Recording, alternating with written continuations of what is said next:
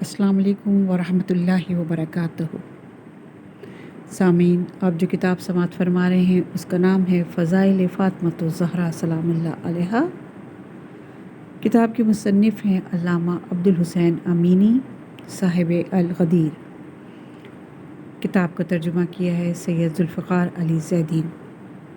आज हम आपके सामने इसकी दूसरी रिकॉर्डिंग पेश कर रहे हैं सफ़ा नंबर 18 से। 5वीं आयत, सूरह शूरा की आयत नंबर 23। क़ुल ला असअलकुम अलैहि अजरन इल्लल मवद्दतल फ़िल क़ुरबा। कह दीजिए रसूल, मैं रिसालत की अंजामदेही पर तुमसे कोई उजरत तलब नहीं करता सिवाय इसके कि तुम मेरे क़ुरबा से मवद्दत रखो। हुज़ूर अकरम सल्लल्लाहु अलैहि वसल्लम ने खुदावंद आलम के हुक्म से अपने क़ुरबा की मवद्दत को अजर रिसालत करार देते हुए ऐलान किया, यानी आपकी अजीम रिसालत का अजर सिर्फ़ आपके क़ुरबा की मवद्दत करार पाया।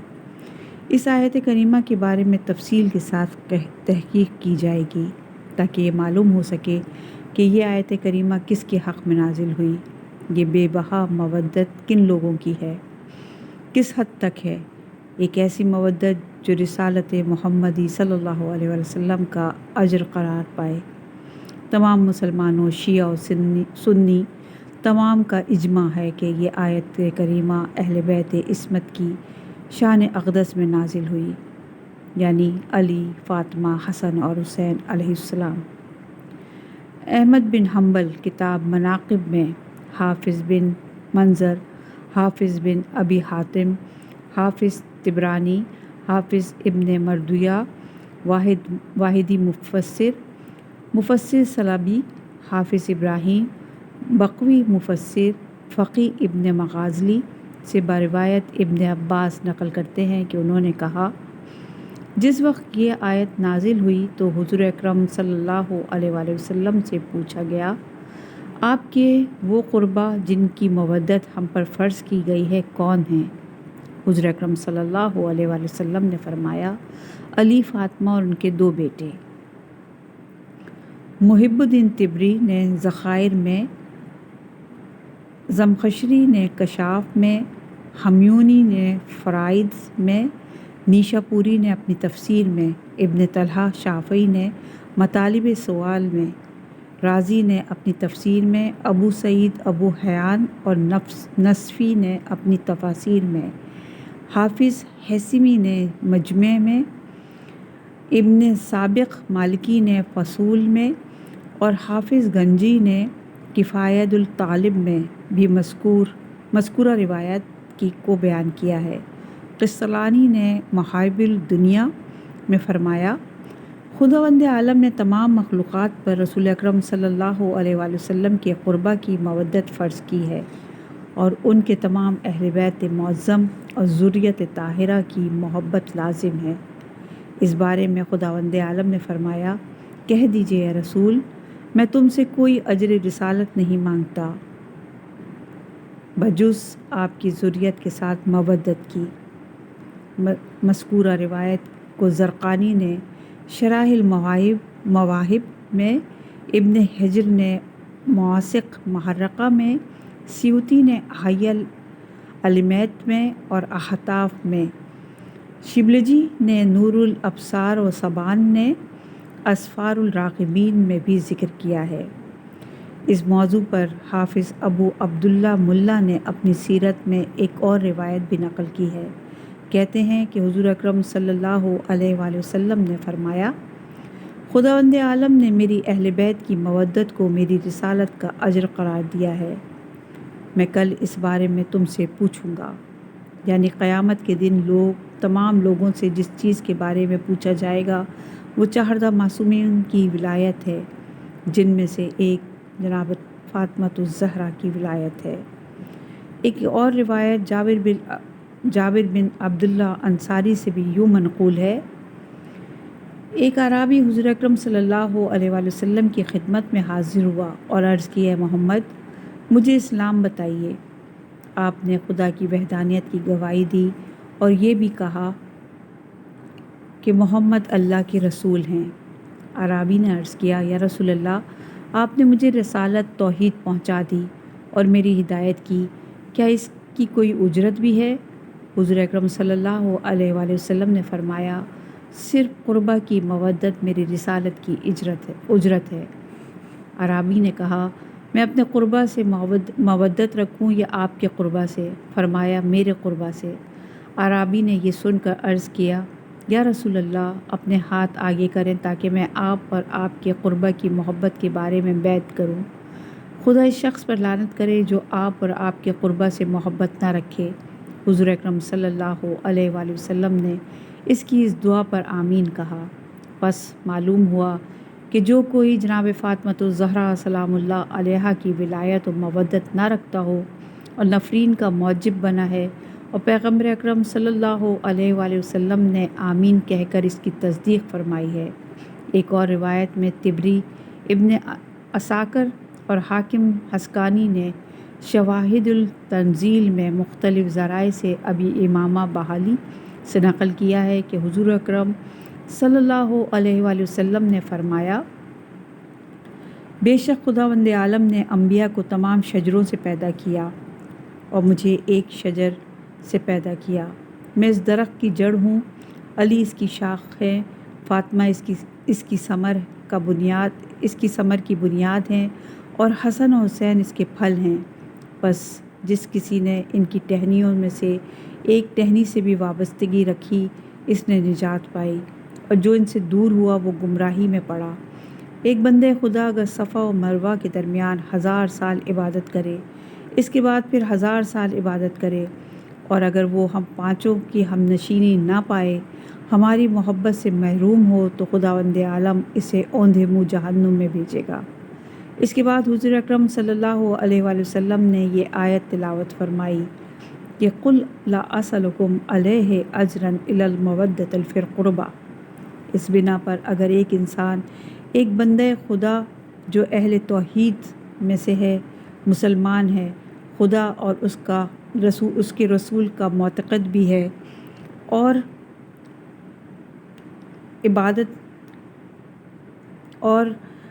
خدا اور رسول کا معتقد بھی ہے اور عبادت کہاں؟ صفا اور مروہ کے درمیان، کسی اور جگہ نہیں، اور کتنی مدت عبادت کرے؟ 3000 سال، لیکن اس کے باوجود پنجتن کی ولایت کا اقرار نہ کرے جن میں سے ایک جناب زہرا سلام اللہ علیہا ہیں، تو اس کی عبادت کسی کھاتے میں شمار نہ ہوگی اور قابل قبول بھی نہیں ہوگی، اور ایسے شخص کا ٹھکانہ جہنم ہوگا۔ یہ مودت وہی ہے جسے ایک دوسرے آیت میں حسنہ کے نام سے ذکر کیا گیا ہے۔ خداوند عالم نے ارشاد فرمایا جو کوئی نیکی حاصل کرتا ہے ہم اس کی بھلائی میں اضافہ کرتے ہیں۔ اس آیت حسنہ سے مراد مودت ہے، جیسا کہ احمد بن حنبل اور ابو حاتم نے ابن عباس سے روایت کی ہے کہ آیت مذکورہ میں حسنہ سے مودت اہل بیت مراد ہے۔ حافظ ابن شیخ ابن حیان نے کتاب الثواب میں ایک روایت امیر المومنین علیہ السلام سے نقل کی ہے۔ آپ نے فرمایا ہم آل حام میم کے بارے میں قرآن کریم میں ایک آیت ہے، ہماری مودت کی نگہبانی وہی کرتا ہے جو مومن ہے، یعنی جو ان کی مودت کی حفاظت نہیں کرتا وہ مومن نہیں ہے، اس سے ایمان سلب ہو جاتا ہے۔ اس کے بعد امیر المومنین علیہ السلام نے تلاوت فرمائی قل لا اسألکم علیہ اجرا الا المودۃ فی القربہ۔ نتیجہ یہ نکلا کہ جو شخص بھی فاطمۃ الزہرا سلام اللہ علیہا کی ولایت کا عقیدہ نہ رکھتا ہو تو گویا وہ دوسرے اعتقاد اسلامی پر بھی ایمان نہیں رکھتا۔ جس دن امیر المومنین علیہ السلام شہید ہوئے، امام حسن ابن علی علیہ السلام نے ایک خطبہ دیا اور امیر المومنین کے فضائل بیان فرمائے۔ امام حسن علیہ السلام فرماتے ہیں لوگو، آج جس شخص کو تم نے کھویا اس کے مقام کو نہ تو اگلوں نے پایا اور نہ پچھلے پا سکیں گے۔ یہ وہی تھے جن کے ہاتھ میں رسول اکرم صلی اللہ علیہ وآلہ وسلم نے پرچم دیتے تھے۔ وہ جنگ کرتے تو جبرائیل دائیں طرف اور میکائیل بائیں طرف ہوتے تھے۔ وہ میدان جنگ سے نہیں لوٹتے تھے جب تک کہ پروردگار ان کے ہاتھوں فتح نہ دیتا۔ خداوند عالم نے انہیں اسی رات موت دی جس رات موسیٰ کی وصی کی روح قبض کی، اور اسی رات انہیں معراج عطا کی جس رات عیسیٰ ابن مریم کی روح کو معراج ملی۔ لوگو، تم میں سے جو مجھے جانتا ہے یا اگر کوئی نہیں جانتا تو وہ جان لے کہ میں حسن بن محمد ہوں۔ اس کے بعد آپ نے سورہ یوسف کی یہ آیت تلاوت کی اور فرمایا، میں نے اپنے آبا کی ملت کی پیروی کی ہے، یعنی ابراہیم، اسحاق اور یعقوب۔ پھر فرمایا، میں بشارت دینے والوں کا فرزند ہوں، میں عذاب الہی سے ڈرانے والے کا فرزند ہوں، میں اذن الہی سے اللہ کی طرف دعوت دینے والے کا فرزند ہوں، میں نبی کا فرزند ہوں، میں سراج منیر کا فرزند ہوں، میں اس کا فرزند ہوں جسے رحمت للعالمین بنا کر بھیجا گیا، میں اس خاندان سے ہوں جسے خداوند عالم نے ہر قسم کی نجاست سے ایسا پاک رکھا جیسا کہ پاک رکھنے کا حق ہے، میں اس اہل بیت کا فرد ہوں جس کی خداوند عالم نے ولایت و مودت فرض کی ہے۔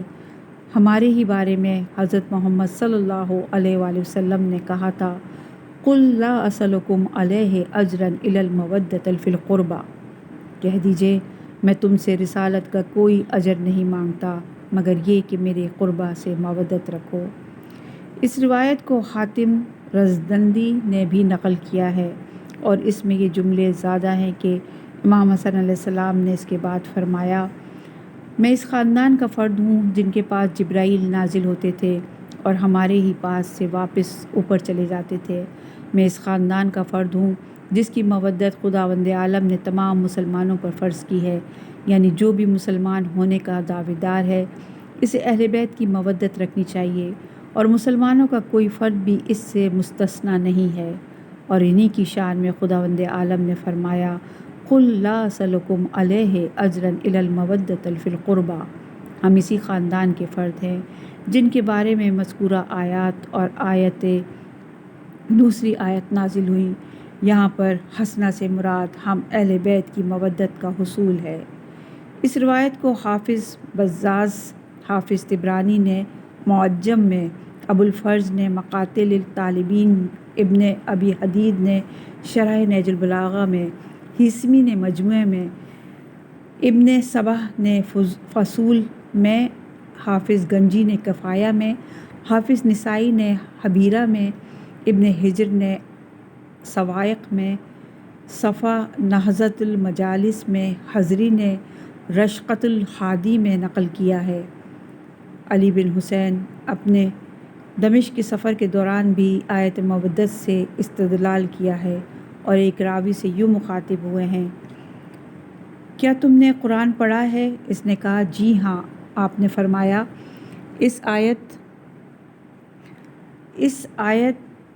آپ نے فرمایا آیت آل حامیم بھی پڑھی ہے؟ اس نے عرض کیا، یہ کیسے ہو سکتا ہے کہ قرآن تو پڑھوں اور آل حامیم نہ پڑھوں؟ حضرت نے فرمایا، کیا تم نے آیت مودت بھی پڑھی ہے؟ اس نے کہا، حقیقت یہ ہے کہ آپ وہی خاندان ہیں۔ آپ نے فرمایا، ہاں ہم وہی خاندان ہیں۔ اس روایت کو ثعلبی نے اپنی تفسیر میں، ابو حیان نے اپنی تفسیر میں، سیوطی نے دار المنصور میں، ابن حجر نے صواعق میں، زرقانی نے شرح وہاب میں ذکر کیا ہے۔ طبری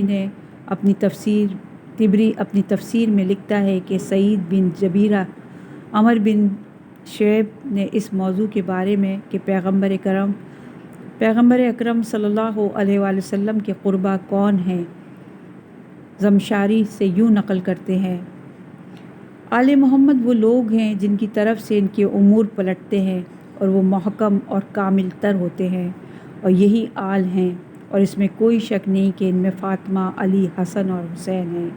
ان کے اور رسول اللہ کے درمیان بہت مضبوط رشتہ تھا، اور نقل تواتر سے لازمی ثابت ہے کہ یہی افراد آل ہیں۔ خلاصہ یہ ہے کہ حضرت علی علیہ السلام بھی فاطمۃ الزہرا اور حضرت آل پیغمبر ہیں، اور یقینی طور پر فاطمہ کی محبت اجر نبوت کا ضمیمہ ہے اور ولایت کا پتہ دینے والی ہے۔ چھٹی آیت، سورہ دہر کی آیت نمبر 8 اور 9۔ یہ لوگ اللہ کی محبت میں فقیروں، یتیموں اور مسکینوں کو کھانا کھلاتے ہیں اور کہتے ہیں کہ ہم تو صرف خدا کی خوشنودی کی خاطر کھلاتے ہیں اور تم سے کوئی بدلہ یا شکریہ نہیں چاہتے۔ اس آیت میں بھی بی بی فاطمہ الزہرا سلام اللہ علیہا کی عظمت اور تعریف بیان کی گئی ہے۔ تمام مسلمانوں خصوصاً دونوں فرقین شیعہ اور سنی کا اس پر اتفاق ہے کہ بی بی فاطمہ الزہرا سلام اللہ علیہا ان افراد میں سے ایک ہیں جن پر سورہ حلقہ نازل ہوئی۔ کسی بھی شخص نے کسی قسم کا اعتراض نہیں کیا، نہ تو اس بارے میں یہ کہ یہ سورہ اہل بیت کی شان میں نازل ہوئی اور نہ اس بارے میں کہ بی بی فاطمہ الزہرا اہل بیت کی ایک فرد ہیں۔ سب سے پہلے ایک حدیث ابن عباس سے نقل کرتے ہیں، اس کے بعد راوی اور روایت کی سند کی تحقیق کریں گے۔ روایت یوں ہے، ابن عباس فرماتے ہیں کہ جناب حسنین بیمار ہوئے اور حضور اکرم صلی اللہ علیہ وآلہ وسلم صحابہ کے ایک گروہ کے ساتھ ان کی عیادت کے لیے آئے۔ ان میں سے بعض نے مشورہ دیا کہ اے ابو الحسن، اچھا ہوتا کہ اگر آپ اپنے دونوں فرزندوں کی صحت یابی کے لیے روزے کی منت مانتے۔ اس وقت جناب علی، بی فاطمہ الزہرا اور ان کی کنیز بی بی فضہ نے منت مانی کہ اگر حضرات یعنی حسنین صحت یاب ہو جائیں تو 3 روزے رکھیں گے۔ جب حسنین صحت یاب ہوئے تو انہوں نے روزے رکھے، مگر گھر میں افطار کے لیے کچھ موجود نہیں تھا۔ جناب علی نے شمون یہودی سے 3 صاع جو قرض لیا اور بی فاطمہ الزہرا سلام اللہ علیہ نے 1 صاع جو کی 5 روٹیاں افراد کے عدد کے مطابق پکا کر افطار کے وقت دسترخوان بچھایا۔ جب یہ لوگ افطار کرنے لگے تو ایک سائل کی آواز آئی، اے آل محمد، تم پر میرا سلام ہو، میں مسلمانوں کے مسکینوں میں سے ایک مسکین ہوں، مجھے کھانا کھلا دو، خدا تمہیں جنت کے دسترخوان سے شکم سیر کرے گا۔ آواز سن کر انہوں نے ایثار سے کام لیا، 5 روٹیاں مسکین کو عطا کر دیں اور پانی سے افطار کر کے بغیر کسی کھانے کے رات گزاری۔ دوسرے دن صبح روزہ رکھا۔ جب افطار کا وقت آیا، پہلے دن کی طرح یعنی افطار پر ایک یتیم آیا اور کھانا مانگا۔ سب نے ایثار سے کام لیا اور خود پانی سے افطار کر کے رات گزاری۔ تیسرے دن ایک قیدی نے آ کر عین افطار کے وقت سوال کیا، پھر سب نے ایثار سے کام لیا اور خود بھوکے سوئے۔ چوتھے دن صبح کے وقت جناب علی حسنین کا ہاتھ پکڑے رسول خدا کی خدمت میں پہنچے تو حضور اکرم صلی اللہ علیہ وآلہ وسلم نے دیکھا دونوں شہزادے شدت بھوک سے چوزوں کی طرح کپکپا رہے ہیں۔ یہ دیکھ کر آپ نے فرمایا، تمہیں اس حالت میں دیکھ کر مجھے بے حد تکلیف پہنچی۔ ساتھ ہی آپ اٹھے اور ان کے ساتھ بی فاطمہ الزہرا سلام اللہ علیہا کے خانہ اقدس پر آئے تو بی بی فاطمہ الزہرا سلام اللہ کو محراب عبادت میں مصروف عبادت پایا اور بھوک کی شدت سے شکم مبارک کمر سے جا لگا تھا اور آنکھوں میں حلقے پڑے ہوئے تھے۔ یہ منظر دیکھ کر حضور اکرم صلی اللہ علیہ وآلہ وسلم بہت غمگین ہوئے۔ اسی وقت جبریل امین نازل ہوئے اور اہل بیت کے بارے میں مبارکباد دی اور سورہ حلقہ پڑھ کر سنائی۔ یہ روایت جسے ہم نے نقل کیا ہے، اس روایت کے تمام علماء اور محدثین نے چاہے شیعہ ہوں یا سنی سب نے تائید کی ہے۔ یہاں پر ان علماء اہل سنت کے نام لکھتے ہیں جنہوں نے اس روایت کو نقل کیا۔ ابو جعفر اسقافی متوفی 240 ہجری، حکیم ترمذی متوفی 285 ہجری، محمد ابن جلیل طبری متوفی 310 ہجری، ابن عبد رابہ متوفی 328 ہجری، ابو عبداللہ نیشا پوری متوفی 405 ہجری، حافظ ابن مردویہ متوفی 416 ہجری، ابو اسحاق صلابی مفسر کبیر متوفی 467 ہجری، ابو الحسن واحدی مفسر کبیر متوفی 468 ہجری، حافظ ابو عبداللہ اندلی حمیدی متوفی 488 ہجری، ابو القاسم زمخشری صاحب الکشاف متوفی 538 ہجری، ابو عبداللہ رازی متوفی 404 ہجری، شرخانی متوفی 643 ہجری، محمد طلحہ شافی متوفی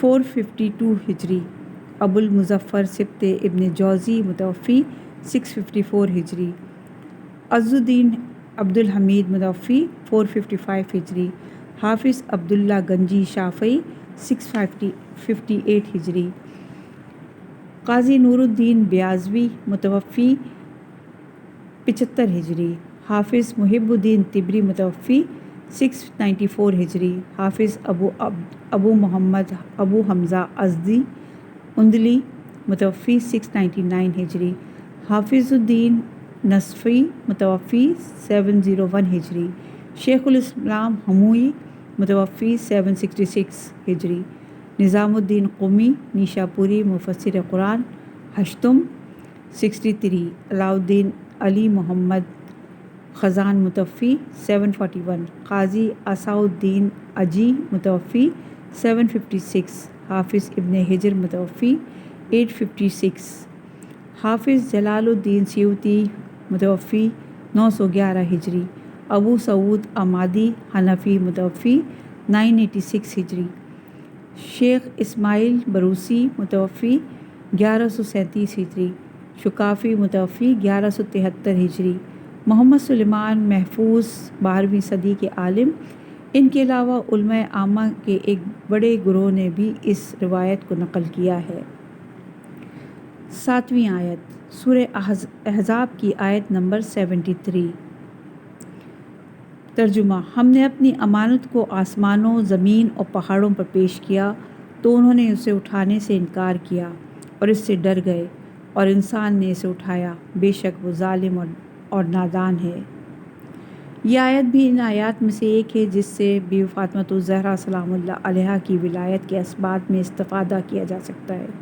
وہ امانت جسے خداوند عالم نے آسمانوں، زمین اور پہاڑوں کو پیش کیا تھا، جسے آسمان، زمین اور پہاڑ اٹھا نہ سکے، وہی ولایت تھی، یعنی حضور اکرم صلی اللہ علیہ وآلہ وسلم، علی ابن ابی طالب، بی بی فاطمۃ الزہرا اور حسنین کریمین کی ولایت، بعد کے ائمہ علیہ السلام کی ولایت۔ مفصل بن عمر کہتے ہیں کہ جناب جعفر صادق علیہ السلام نے فرمایا، خداوند عالم نے ارواح کو اجسام سے 2000 قبل پیدا کیا، اور ان تمام سے افضل اشرف حضرت محمد صلی اللہ علیہ وآلہ وسلم، علی، فاطمہ اور حسنین علیہ السلام کی ارواح کو قرار دیا، اور ان کے بعد 9 ائمہ کو بھی ان میں شامل کیا۔ خداوند عالم نے انہیں آسمانوں، زمینوں اور پہاڑوں پر پیش کیا، ان کے نور سے انہیں ڈھانک لیا، اور خداوند عالم نے فرمایا، یہی لوگ میرے محبوب، پسندیدہ اور میری مخلوق پر میری طرف سے حجت ہیں، اور میری مخلوق کے رہبر و امام ہیں۔ ان سے محبوب تر کوئی مخلوق میں نے خلق نہیں کی۔ جو ان سے محبت رکھے گا تو ان کے لیے میں نے جنت بنائی، اور جو ان سے روگردانی کرے گا، دشمنی رکھے گا، اور ان کے جسم کے لیے میں نے ان کے جسم کے لیے آگ تیار کی۔ پس ان کی ولایت میری مخلوق کے پاس امانت ہے۔ ان کے علاوہ اور کون ہو سکتا ہے جو اس کا حامل بن سکے یا اس کا دعوے دار نکلے؟ جس وقت خداوند عالم نے حضرت آدم اور حضرت بی بی حوا کو جنت میں ٹھہرایا تو انہوں نے 14 معصومین علیہ السلام کے مقام و درجات کو دیکھا، اور تمام اہل بہشت کے درجات سے بلند و بالا تھے۔ انہوں نے عرض کی، اے پروردگار، یہ بلند و برتر مقام کن لوگوں کا ہے؟ حکم ہوا، سر اٹھا کر ہمارے عرش کی طرف دیکھو۔ جب آپ نے دیکھا تو عرش معلیٰ پر حضور اکرم صلی اللہ علیہ وآلہ وسلم، علی، فاطمہ، حسن اور حسین اور بعد والے ائمہ طاہرین کے اسماء گرامی خط نور سے لکھے ہوئے تھے۔ آدم نے عرض کی، پروردگار، یہ کیسی عظمت ہے جو ان لوگوں کو تو نے عنایت کی؟ کیا سبب ہے کہ تو نے انہیں تمام مخلوقات سے اشرف اور افضل قرار دیا؟ خداوند عالم نے فرمایا، اے آدم، اگر یہ 14 نفر نہ ہوتے تو میں تمہیں اور تمہاری بیوی حوا کو پیدا نہ کرتا۔ یہ لوگ میرے اسرار کے حامل اور میرے علم کے خزینے ہیں۔ اس سے یہ ثابت ہوا کہ بی بی فاطمۃ الزہرا سلام اللہ علیہا اسرار الہی کے امینوں میں سے ایک ہیں۔ اسی روایت میں آگے امام صادق علیہ السلام نے آدم و حوا کے ترک اولیٰ کی تشریح یوں فرمائی، جس وقت خداوند عالم نے ارادہ فرمایا کہ حضرت آدم و حوا کی توبہ قبول کرے تو جبرائیل نازل ہو کر کہنے لگے، تم نے اپنی جانوں پر ظلم کیا ہے، اب تم اپنے پروردگار سے چاہو کہ ان ناموں کے واسطے سے جو تم نے ساق عرش پر لکھے ہوئے دیکھے، دعا کرو کہ خدا تمہاری دعا قبول فرمائے۔ اس وقت آدم و حوا نے یوں دعا فرمائی: اے ہمارے پالنے والے، ہم تجھ سے تیرے معزز بندوں حضرت محمد صلی اللہ علیہ وآلہ وسلم، علی، فاطمہ، حسن اور حسین کے واسطے سے سوال کرتے ہیں، اور ائمہ معصومین کے واسطے سے سوال کرتے ہیں کہ تو ہماری توبہ کو قبول فرما۔ بس اللہ نے ان کی توبہ قبول کی، بے شک وہ توبہ قبول کرنے والا اور رحم کرنے والا ہے۔ اسی حدیث کی ذیل میں امام علیہ السلام فرماتے ہیں کہ اس واقعے کے بعد خدا کے پیغمبر نے چہردہ معصومین علیہ السلام کے زیر سایہ، جو اس امانت الہی کے نگہبان تھے اور معرفت رکھنے والے مخلصین کو بھی اس موضوع سے آگاہ کیا۔ خلاصہ یہ ہے کہ بی بی فاطمہ الزہرا سلام اللہ علیہا اسی طرح ولایت کا عہدہ رکھتی ہیں جس طرح پیغمبر اکرم صلی اللہ علیہ وآلہ وسلم جناب علی اور دوسرے 11 امام رکھتے ہیں، اور تمام انبیاء کرام ان 14 معصومین کے سامنے عجز و انکساری کرتے تھے اور ان کی عظمت کے متعارف تھے، جیسا کہ بعض احادیث میں آیا ہے کہ حضرت عیسیٰ اور حضرت موسیٰ کے زمانے میں محمد اور آل محمد پر صلوات بھیجنے کا ذکر ملتا ہے، جو خود چہردہ معصومین علیہ السلام کی ولایت کا اعتراف ہے۔ امام علیہ السلام سے پوچھا گیا کہ صلوات سے مراد کیا ہے؟ آپ نے فرمایا، صلوات حضرت محمد صلی اللہ علیہ وآلہ وسلم اور آل محمد کی ولایت کا اعتراف ہے۔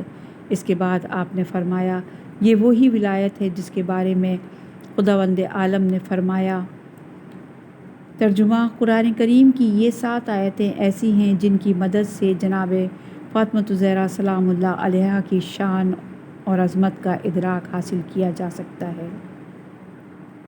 یہاں پر کتاب کا پہلا حصہ اختتام پذیر ہوا، اور اس کتاب کا دوسرا حصہ یعنی بی بی فاطمہ الزہرا روایات کی روشنی میں شروع ہوتا ہے۔ جیسا کہ پہلے بیان ہو چکا ہے کہ ایسی احادیث جو بی بی فاطمہ الزہرا سلام اللہ علیہا کی شان میں وارد ہوئیں اور فریقین یعنی شیعہ اور سنی کے ہاں قابل قبول ہیں، وہ 2 قسموں پر مبنی ہے۔ نمبر 1، ایسی احادیث جو آیات قرآنی کی تشریح میں وارد ہوئیں، ایسی ہی احادیث کو ہم نے آیات کے ضمن میں بیان کیا۔ نمبر 2، وہ روایات جو بی بی فاطمہ الزہرا سلام اللہ علیہا کی شان میں نازل ہوئی ہیں، ان پر تحقیق کریں گے۔ ایسی احادیث کی بھی 2 اقسام ہیں۔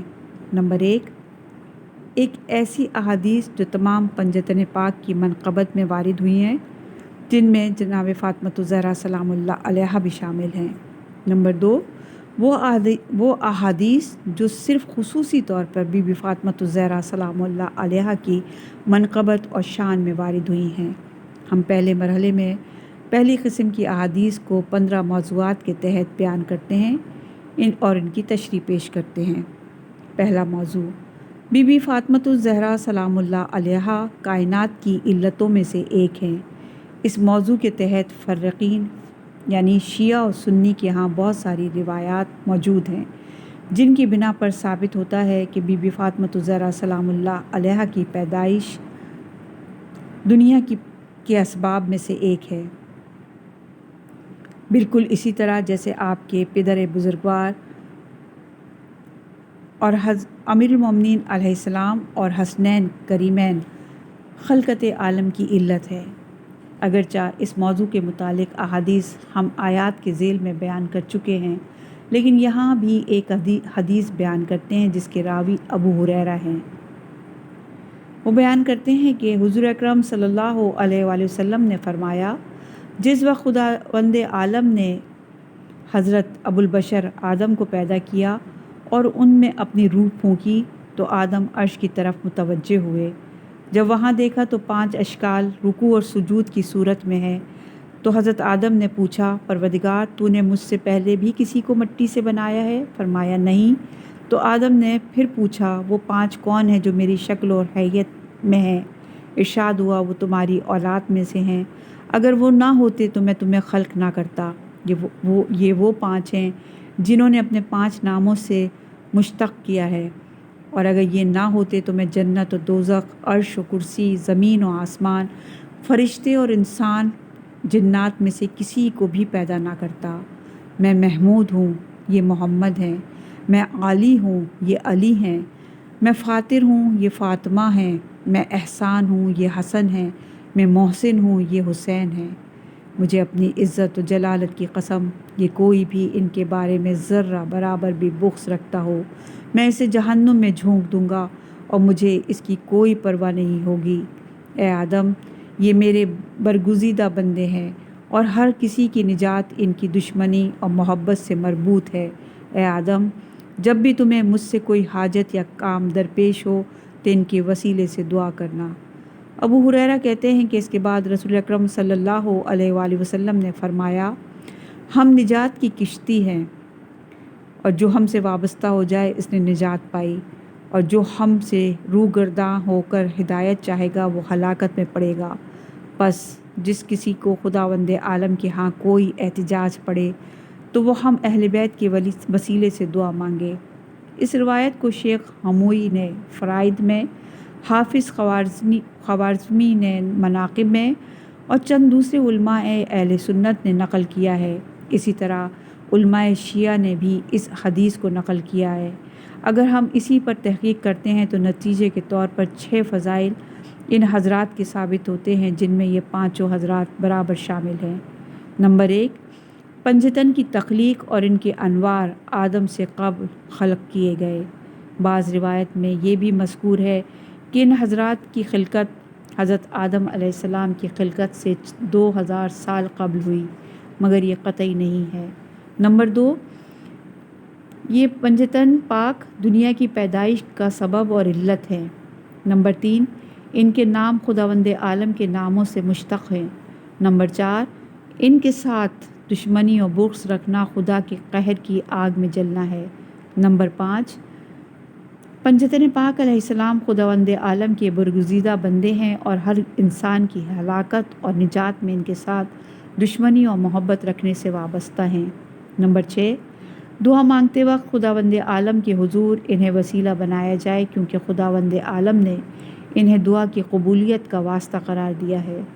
ये 6 फ़ज़ाइल जिस किसी में भी मौजूद हों तो इनके बारे में यकीन कामिल होता है कि ऐसे अफराद आम इंसानों में से नहीं हैं। ऐसे अफराद जिनका तारुफ़ हज़रत अबुल बशर आदम को कराया गया हो और ये बताया गया हो कि तुम्हारी और तुम्हारी दीगर औलाद की तख्लीक का सबब यही लोग हैं। अगर कोई ज़रूरत पड़े तो इन्हें के दर का रुख करना। ये लोग मेरे बरगुज़ीदा हैं, मैंने ख़ुद इनके नाम रखे हैं। इस बिना पर यह कहा जा सकता है कि पंजतन पाक अलैहिस्सलाम इन फ़ज़ाइल में बराबर हैं और इनमें कोई फ़र्क नहीं। यानी इन 6 फ़ज़ाइल में जो बयान किए गए, हुज़ूर अकरम सल्लल्लाहु अलैहि वसल्लम, अली इब्न अबी तालिब, बीबी फ़ातिमा ज़हरा और हसनैन अलैहिस्सलाम में कोई फ़र्क नहीं। ये मुमकिन है कि किसी दूसरे पहलू से किसी को बाकियों पर फजीलत हासिल हो, जैसा कि हुज़ूर अकरम सल्लल्लाहु अलैहि वसल्लम नबूवत के मनसब रखते हैं जो दूसरे चारों के पास नहीं।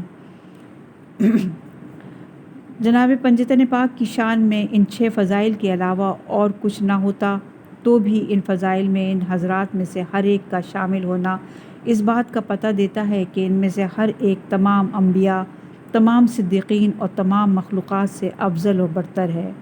क्योंकि अगर इन हस्तियों की तख्लीक ना होती, यानी ये ख़्वान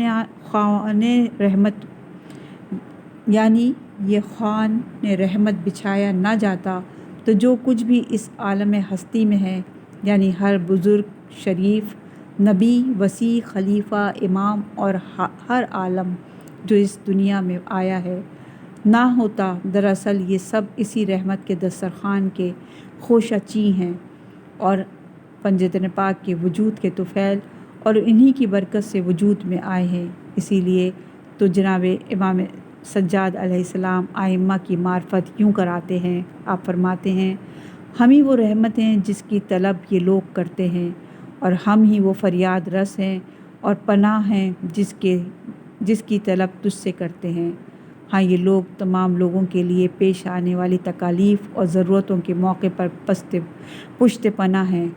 آدم سے لے کر خاتم تک اکثر انبیاء نے اپنی مشکلات میں ان کے توسل سے دعا کی ہے، اور خدا کے ہاں ان کی منزلت کی وجہ سے ان کی دعائیں قبول کی گئی ہیں۔ یہ لوگ محترم، معزز، معظم اور خدا کے برگزیدہ ہیں، اور یہ لوگ مخلوق کی خلقت کی علت ہیں۔ جیسا کہ پہلے بھی کہا گیا کہ پنجتن پاک ان فضائل میں ایک دوسرے کے برابر ہیں، ان میں کوئی فرق نہیں۔ بی بی فاطمۃ الزہرا سلام اللہ علیہا اس منزل میں اپنے پدر بزرگوار کے شانہ بشانہ شامل ہیں، اور ذرا سا فرق بھی نہیں پایا جاتا۔